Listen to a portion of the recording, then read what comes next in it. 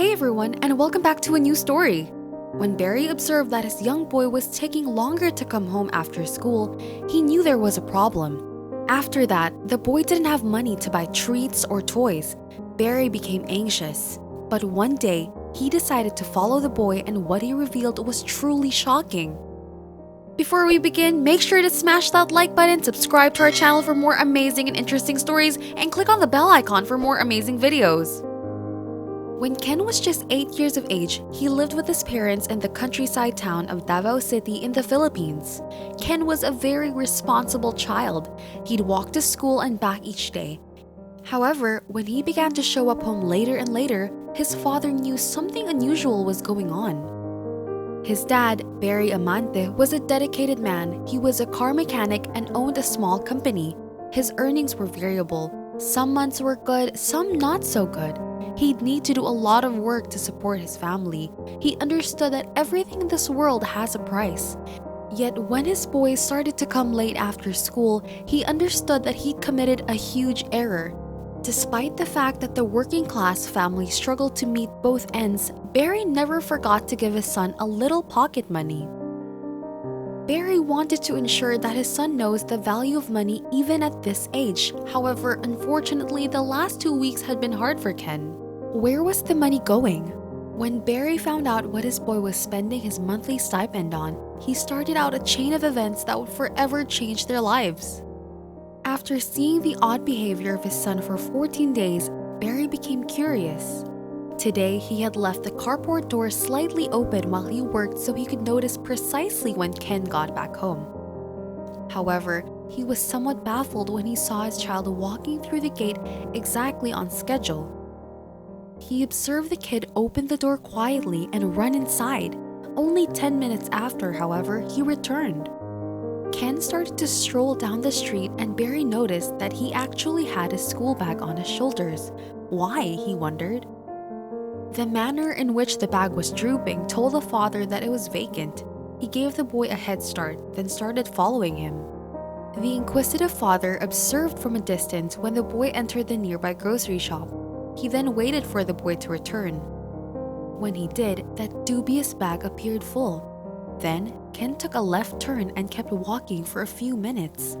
The corner restaurants offered a way to pawn shops, scrap yards, and alcohol stores.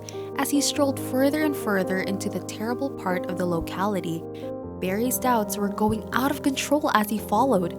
This was unquestionably a bad area for a little kid. He looked around the corner and was shocked to see his child standing in the center of a vacant street. He observed the kid gradually lower himself into a hunkering position, then he hauled something out of his bag. Barry viewed, confused. What's happening with him? Then he heard a boisterous voice and noticed movements in the shrubs. Abruptly, 3 animals jumped out of their concealing spots. They spread and hovered around the hunkering kid. Barry didn't have the foggiest idea what to think about what he was seeing. However, unexpectedly, the spell was broken. His senses kicked in and he started to run. Barry rushed to Ken and started to pursue the pack of canines away, but suddenly he comprehended on the ground were dispensable plates and jars of canine food. The helpless homeless canines weren't in the best condition. They were extremely malnourished and had missing patches of hair. "I'm humiliated to admit I was extremely disgusted," Barry stated, yet his child was going to show him a significant lesson. The pups, who Ken named Brownie, Whitey, and Blackie, joyfully tucked into their food, tails swaying. Ken looked up to his dad's harsh face. He owed him a clarification. The youngster told the truth, clarifying that he'd utilize his pocket money to purchase as much food as possible, each day for about 14 days. Barry was amazed. He realized he needed to share what he had seen. In February 2014, Barry snapped the now-acclaimed photo of his child taking care of the dogs and posted it on Reddit, where it grabbed the eyes of all the dog lovers around the globe. "My child changed my point of view," he posted. He was moved by his child's kindness. However, he was worried about Ken's well-being. So the dad and child arrived at a mutual understanding. As the canines are strays, Barry was concerned that they carry illness. He told his child that he would purchase the food for the canines in the city on one condition. Ken would need to go for a rabies antibody and always put disinfectant in his bag. Then, Barry's post on Reddit was picking up a foothold. The dad and child would have never foreseen the world's reaction when Ken told his father that his fantasy was to open an animal shelter one day to care for the ignored animals living in the city of Davao. Barry chuckled at his child's unprecedented ambitions, calmly stated that it would take a great sum of money and 20 years before Ken's fantasy could turn into a reality. Yet at that point, the internet stepped in. After seeing the staggering reaction to his Reddit post, Barry chose to open a site for Ken called Happy Animals Club. He additionally permitted Ken to bring Blackie, Whitey, and Brownie home to take their care, and soon they were running a little animal shelter from their carport. I love animals. I have 2 rescue cats and 1 rescue dog. As far as I can recollect, I needed to open a safe house for animals to support the lost dogs and cats in the city, shares youthful Ken on his site. Happy Animals Club's principal objective will be to protect dogs from the city pound.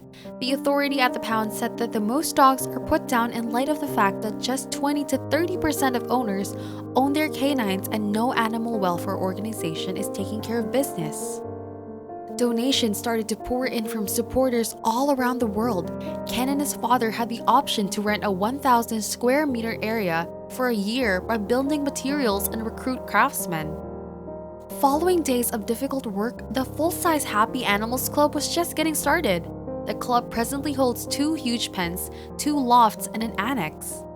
Now, after years, Ken is a teenager and he has the ability to maintain his ambition to help animals. His No Murder Animal Club and Sanctuary have developed a lot thanks to the volunteers who are helping Ken and his family run the shelter. The Happy Animals Club site is dynamic and everybody is kept up to date with what's new with the club. Now, the club isn't only taking dogs in, it's also taking kittens and other animals too. That's it for today, friends. What's your opinion on Ken and his father? Tell us in the comment section below. Like this video and share it with your friends if you enjoyed. Make sure to subscribe to our channel for more wonderful stories coming your way on a regular basis. See you in the next video!